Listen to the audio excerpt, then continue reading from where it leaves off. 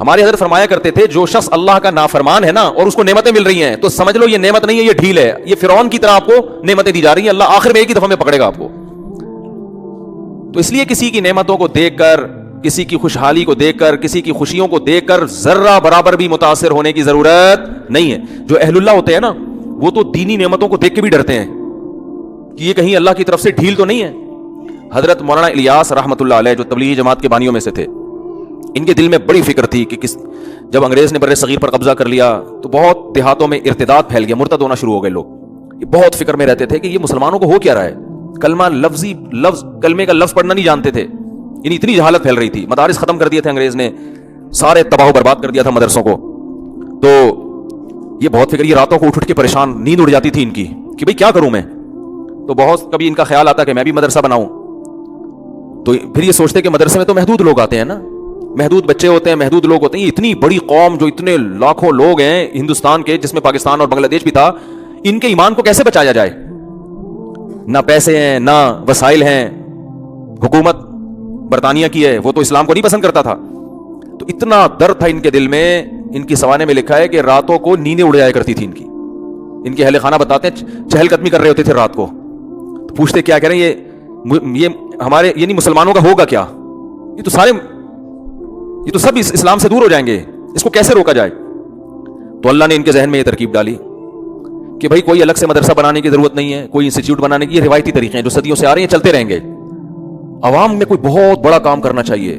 اور ان کے ذہن میں یہ بات آئی کہ جس چیز پہ انسان کا جان, مال اور وقت لگتا ہے, انسان کے دل میں اسی کی قدر آتی ہے. صحابہ کرام کی جان بھی لگی, مال بھی لگا اور وقت بھی لگا. تو ان کا جان اور مال اور وقت لگاؤ. اور جہادی تحریکیں بھی ناکام ہو چکی تھیں, بہت سے علماء انگریز کے خلاف کھڑے ہوئے.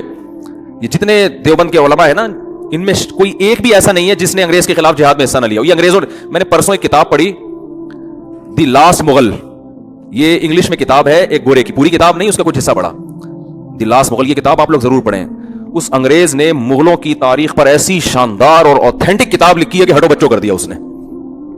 کیونکہ اس نے جب کوئی واقعات بیان کیے نا مغل حکومت کے خاتمے کے, تو اس واقعات میں اس نے اس زمانے کے اخباروں کے ٹکڑے بھی پیش کیے ہیں, ان کی تصویریں لے کے. یعنی کتنی ایک مستند کتاب لکھی نا اس نے اس کتاب میں ایک بات لکھی ہے, وہ میں نے اسکرین شاٹ بھی لیا ہوا ہے اس کا اپنے موبائل میں, کبھی موقع ملا تو آپ کو دکھاؤں گا انشاءاللہ.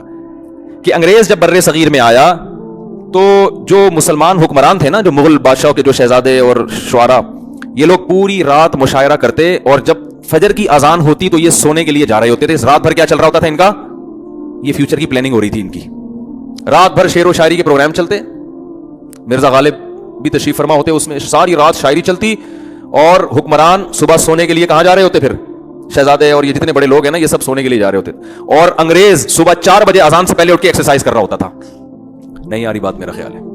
اب آپ مجھے بتاؤ, ایک قوم ساری رات شاعری سنتی ہو, یا پب جی کھیلتی ہو, یا ڈرامے دیکھتی ہو. اب ڈرامے آ گئے, پب جی آ گیا, اب شاعری ختم ہو گئی. شاعری میں تو پھر بھی فائدہ تھا, کم از کم اردو ادب میں تو مہارت ہوتی نا, پب جی میں تو وہ بھی فائدہ نہیں ہے, وہ بھی نہیں ہے. تو ایک قوم جو رات 4 5 6 بجے سو رہی ہو, اور دوسری قوم جو 4 بجے اٹھ کے ورزش کر رہی ہو, تو فیوچر کس کے ہاتھ میں آئے گا بتاؤ؟ جو رات بھر شاعری سن کے, ڈرامے دیکھ کے, فلمیں دیکھ کے, پب جی کھیل کے سونے والی قوم ہے, یا وہ جو صبح 4 بجے اٹھ کے اپنے دن کا آغاز شروع. انگریز یہ کر رہا تھا, اور خدا کا قانون ہے, جو محنت کرتا ہے اللہ اسے عطا فرماتے ہیں. بغیر محنت کے نہیں ملتا. اگر بغیر محنت کے ملتا نا تو نبی صلی اللہ علیہ وسلم بدر میں تھوڑی آگے لڑتے. اپنے صحابہ کو یہ تھوڑی کہتے کہ قوت اختیار کرو اور اپنے جسموں کو مضبوط بناؤ, یہ تھوڑی کہتے. آج ہمارے ہاں دیندار لوگ چاہتے ہیں کہ ہم نیک بن کے سارا پروٹوکول حاصل کر لیں. تو صرف نیک بننا کافی نہیں ہے, بلکہ نیک بن